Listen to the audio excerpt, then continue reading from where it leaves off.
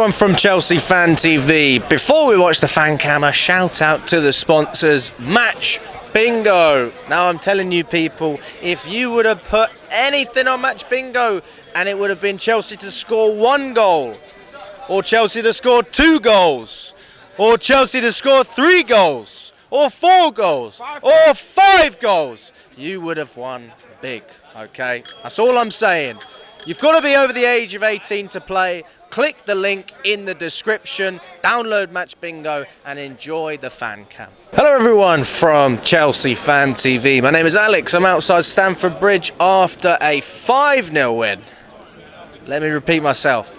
5-0 win against West Ham. And honestly, that was easy. I'm not here to be rude to West Ham. I'm not here to disrespect West Ham, but you suck. Yeah, I mean, they're rubbish. They are rubbish. All of the talk that I heard before this game from the West Ham fans was negative. There was no positive West Ham fans. Nobody believed they could get anything out of these games. Nobody believes in David Moyes. I've seen it with my own eyes. Now I understand why. And you know what? God rest all West Ham fans who have to put up with what you just saw today. That was a disgrace. It actually reminds me of Chelsea last season. I don't know if you remember the Man City away game when we lost, I think it was 4-0. That's what it felt like. If I had to revert back to a game from last year with Chelsea, that's how West Ham fans feel right now. And that is not a good place to be in. I mean, the players are clearly not playing for the manager. Tactically, we know Moyes isn't exactly the most modern, but he's generally speaking, he's done a good job for the club over the past few years, and he won them the Conference League. I don't think you can really complain, but his time's clearly over. They need a manager who can play more expansive football because they've got more expansive players. You've got Kudus, you've got Paqueta as well. They're in there. I mean, Kudus was probably the only player that really posed us any threat, even though West Ham hit the post, I think, 4 times. We hit the post once or twice as well. I think Gallagher did. It was just a very, very entertaining game to watch. And first of all, I want to take my hat off to Thiago Silva coming back, being fully fit. I wasn't sure if it was the right decision for Pochettino to start him anyway, because, look, if you've got a winning formula that gets you a clean sheet against Tottenham, I don't necessarily think you have to change it. I thought Gilchrist potentially could have had more minutes. I think he deserved it, but Chalobah did a great job at right back, and Cucurella on the left-hand side. This is revolutionary. In terms of what I've seen at Chelsea, I've never seen a player come into the midfield like that, not in recent times. And if I'm wrong, let me know in the comments. But the way he comes into midfield and supports Caicedo and Gallagher, especially when we have the ball, it is very, very promising. And everyone criticising the way Pochettino doesn't, really adjust his tactics, isn't good tactically. That was a tactical masterclass again. So you have to take your hat off to the manager. And a lot of people just are starting to turn around with Pochettino. But we'll get to that in a second. Conor Gallagher and Chalobah. I'm going to put them in the same sentence right now. For me, I was in the camp that you could sell Gallagher. That's the camp I was in, because I really don't believe he's great. I don't believe he's brilliant. But it depends where you play him and how much freedom you give him. When you play him in a 10, you're never going to get what you want to get like with a player like Cole Palmer or even a Chukwuemeka. It's just different. They're different players, different roles. But when you give him the freedom to dominate the midfield, cover the yards and do the dirty work, which is ultimately what Gallagher's good at doing, he's not only supporting Caicedo, but he's making it easier for everyone. 2 clean sheets on the bounce, people. That is no coincidence. And Enzo Fernandez has a lot to think about. Where do I get into this team? Pochettino's going to have a massive headache when Enzo comes back into the squad next season, if he's still in the job. Because I'm not seeing Enzo in this team right now. And that is no disrespect to him whatsoever, but the system just doesn't suit what his characteristics as a player offer. And Caicedo and Gallagher get into that team, and really, if one of them are injured, you look at a player like Lavia to go and take that spot off the bench. So let me know what you guys think in that sense. We've seen Enzo playing as a 10. It wasn't brilliant, and when he's deeper, obviously, it's a lot better. But I do feel like Poch's system doesn't necessarily suit Enzo. But I could be wrong. Maybe we just need more time to see him in different games. Cole Palmer, I mean, what a revolutionary this guy is. I think he's the third player in Premier League history that's under the age of 21 to get over 30 goal contributions. This man is a world beater. He's world class, and he's only just got here. We talk about a process. This man doesn't need a process. He's here right now, delivering the goods, and he's just kept going. He claps the fans when they chant his name, but really, he's focused on the next game. He's always ready. He's always professional. He doesn't mess around. He is going to become a serious player for this Chelsea side. We need to build this team around him, which is another reason that I do think that Gallagher would struggle to get into this team, and maybe I wouldn't mind us selling him. But if we're playing Gallagher deeper, keep him. Don't get rid of him. If you're going to play him in a position where actually he's making everyone around him better, and he's doing the hard work, making Cole Palmer's life easier. We've got players like Mudryk and Madueke as well, who we've criticised. We said they don't track back. We said they're not putting the effort in. I've seen the effort over the last 2 games. I've seen the effort. And I hope you all have as well, because these guys, I think Madueke is certainly coming along a lot more than Mudryk at the moment, but Mudryk is definitely getting better with his link-up. I see him making runs that actually I understand now. He's not just standing there pointlessly, but there's going to be plenty of games where we look at this guy and we say, you know what, he's still clueless, but there is an improvement, and he should have scored at least 1 goal today. He had a great chance, but it didn't come off for him. And then Nicholas Jackson, he's given us lots and lots to think about again. We said this guy should play on the left-hand side. Up top, he's had a better first season than Crespo, a better first season than Mutu, a better first season than Drogba.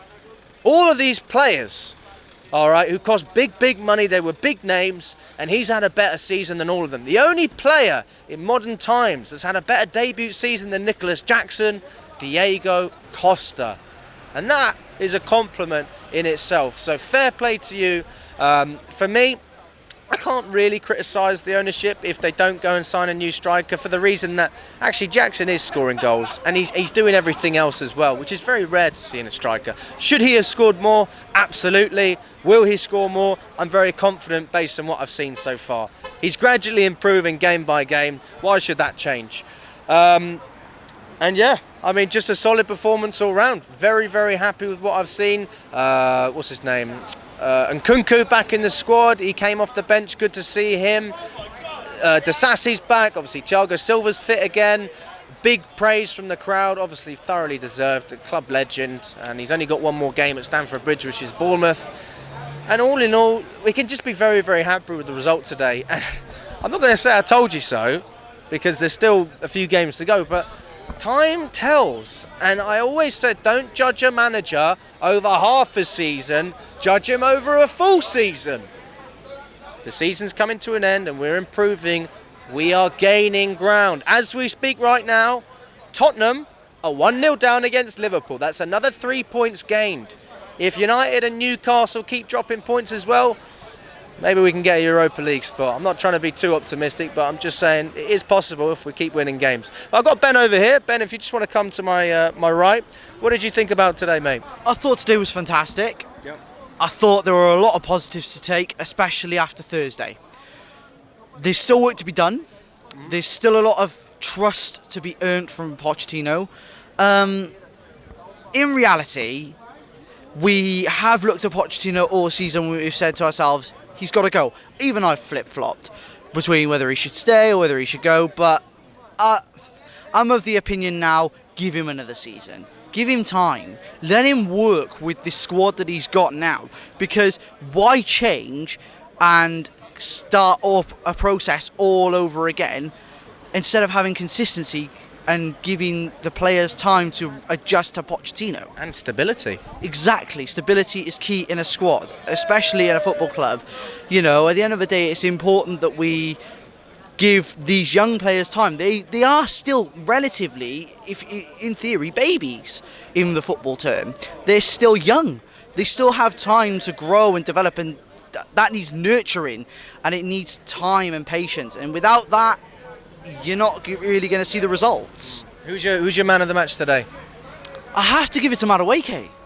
Madueke looked amazing on that right hand side. You know, he was defensively sound.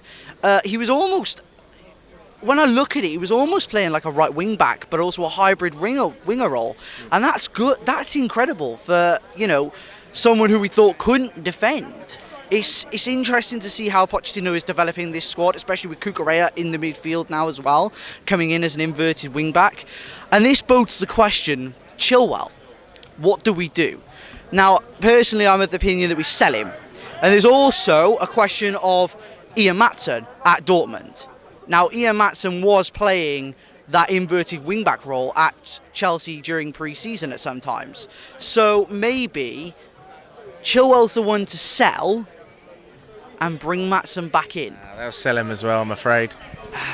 See, this is the problem with the ownership that we have now, and this is the problem with the directors that we have now. It's not... This cannot work over a long-term period. I'm of the opinion that Bowley is kind of turning this into a freak show of how many young players can we bring in and how many players can we sell. It's not Bowley though, it's Clearlake. Clearlake have the power, they have 60%. Bowley has about 13%. So although he's certainly involved, it's actually Egbali and Feliciano that will have to answer for this. And look, I'm judging them over the summer. Personally, I've been very patient with them, but I'm not going to be patient if they don't do the right things in this window. As fans, I think we've given them enough time. Yeah, I think that I'm of the opinion now that, you know, we're looking at Bowley as like the face of it. He is the face of what we're seeing, but they will not answer for it. They are too much of a coward to answer for anything that they have done in this team. You know, we look at the fact that Bowley's the face of it, and they're hiding behind Bowley and this facade that they've sort of brought together to buy young players and try and model a club on something that just doesn't work. You cannot bring loads of young players in and no experience. It just does not work. And if we're gonna see progress next year, we have to bring in experienced players. We have to bring in players with know-how.